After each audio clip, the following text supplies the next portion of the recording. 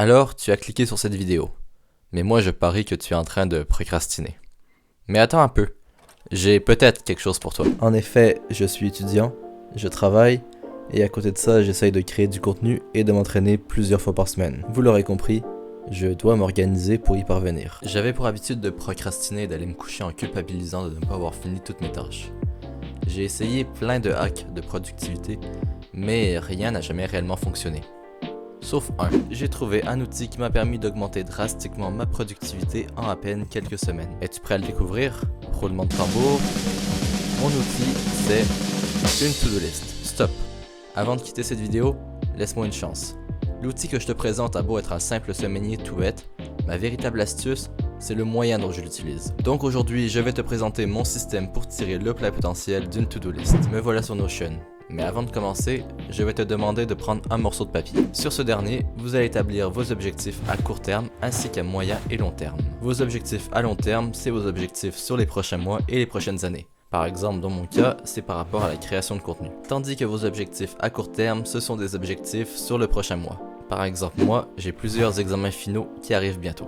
Ensuite, sous chacun de ces objectifs, vous allez noter une ou plusieurs habitudes quotidiennes ou hebdomadaires que vous pourriez intégrer pour les atteindre. Par exemple, si mon objectif à long terme c'est la création de contenu, eh bien je pourrais prendre pour habitude d'y consacrer 1 heure par jour. En ce qui concerne mes examens finaux, soit mes objectifs à court terme, je pourrais intégrer quelques fois dans la semaine des moments pour réviser. À présent, sur la même feuille, faites une liste d'habitudes qui ne sont pas nécessairement en lien avec vos objectifs, mais qui ont une importance à vos yeux. Dans mon cas, c'est important de m'entraîner plusieurs fois par semaine, donc je dois le garder à l'esprit lorsque je planifie mon semainier. Voilà, vous êtes fin prêt pour remplir votre to-do list. À présent, on va y aller étape par étape. La première étape, c'est d'ouvrir votre agenda pour y trouver les événements exceptionnels. Par là, j'entends les événements qui ne sont pas redondants d'une semaine à l'autre, mais qui sont tout de même essentiels. Par exemple, ça peut être un examen, une formation, voire même juste une sortie entre amis. Commencez par placer ces événements sous leurs jours respectifs et on passera à la prochaine étape. Ensuite, vous allez reprendre les habitudes qu'on a marquées plus tôt sur un bout de papier et les intégrer dans votre semainier. C'est à vous d'en choisir la fréquence. Voulez-vous vous entraîner 1 fois, 2 fois ou 3 fois par semaine? Voulez-vous réviser 2, 3, 4, 5, 6 fois par semaine? Ici, je vais en profiter pour faire une parenthèse. L'important, surtout lorsqu'on débute, c'est d'être réaliste. Mieux vaut en faire moins quotidiennement, mais sur une longue période de temps, plutôt que beaucoup pendant 1 ou 2 semaines avant de se dégoûter pour la suite.